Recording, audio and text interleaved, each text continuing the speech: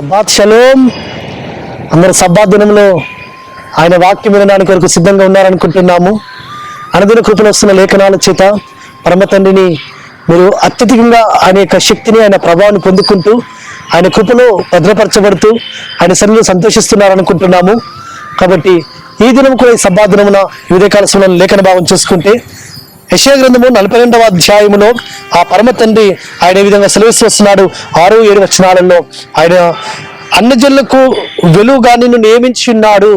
కాబట్టి అన్యజనులకు వెలుగుగా ఆయన మనల్ని నియమించి ఉన్నారని ఆయన వాగ్దానం చేస్తూ వస్తున్నాడు. ఈ వాగ్దానము మన రక్షకుడిని ఆశ్రమించే పక్షమున నెరవేర్చబడినది సుమా. అవును, ఆయన చీకట్లో ఉన్న వారిని వెలుగులోకి నడిపింపజేసడానికి ఆయన ఒక వెలుగుగా ఈ లోకానికి వచ్చాడు.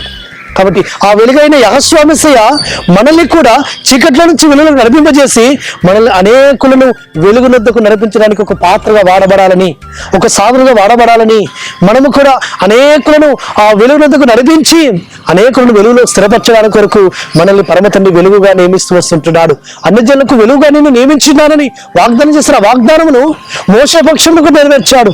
అవును, మోషే ఇజ్రాయేలును ఆ చీకట్లో 400 సంవత్సరాలు ఐగుప్తులో ఆ బానిసత్వంలో ఆ దాసత్వంలో ఉన్నప్పుడు వారు పెట్టిన మొరలు విని పరమ తండ్రి మోషేను పంపించి ఆ చీకట్లో నుంచి, ఆ దాసత్వంలో నుంచి వారిని విడిపించి ఎర్ర సముద్రమునొద్ద అవును గొప్ప శోధన వచ్చినప్పుడు పరమ తండ్రి వైపు చూస్తూ వచ్చినప్పుడు వారిని 6 నెలలు నడిపింపజేస్తూ వచ్చాడు పరమ తండ్రి.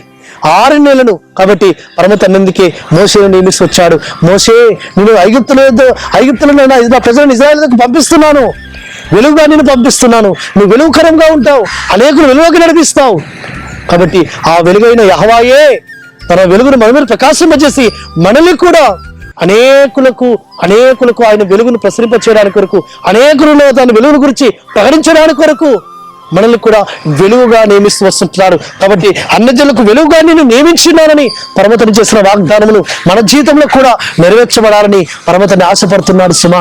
తన ఆత్మతో మనం నింపి తన మాట మన నోట ఉంచి మోసే వలె, ఆయన భక్తుల వలె మనం కూడా ఆయన సన్నిధిలో నిందారహితులముగా, సాత్వికులముగా, దీనులముగా, యథార్థ హృదయులముగా, పరిశుద్ధంగా మనం ఉంటే మనల్ని కూడా పరమ తండ్రి ఒక వెలుగు అయిన పాత్రగా మనం నిలబెట్టుకుంటాడు. అనేకులు వెలిగించే ఆ ఒక దీపస్తంభం పెట్టిన దీపం వలె వెలిగించే పాత్రగా మనం నిలబెట్టుకుంటాడు సుమా. కాబట్టి ఆ వెలుగైన యెహోవాయే మన మీద తన సన్నిధి వెలుగును ఉదయింపజేస్తున్నాడు, సన్నిధి కాంతిని ఉదయింపజేస్తున్నాడు. ఆ వెలుగుమయంగా మనం ఉందాం. అట్టి విధంగా మనము అనేకులు వెలుగులోకి నడిపిస్తాం.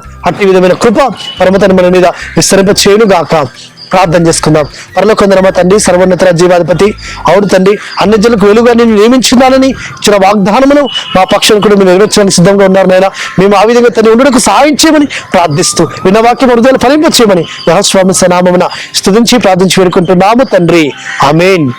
మన రక్షకుడు, విమోచకుడు, నజరేయుడైన యెహోవా మెస్సీయ కృప, ఆయన కనికరము, ఆయన దయావాత్సల్యత నిరంతరం మనకు తోడుగా ఉండి మనల్ని బలపరిచి నడిపించును గాక. ఆమేన్.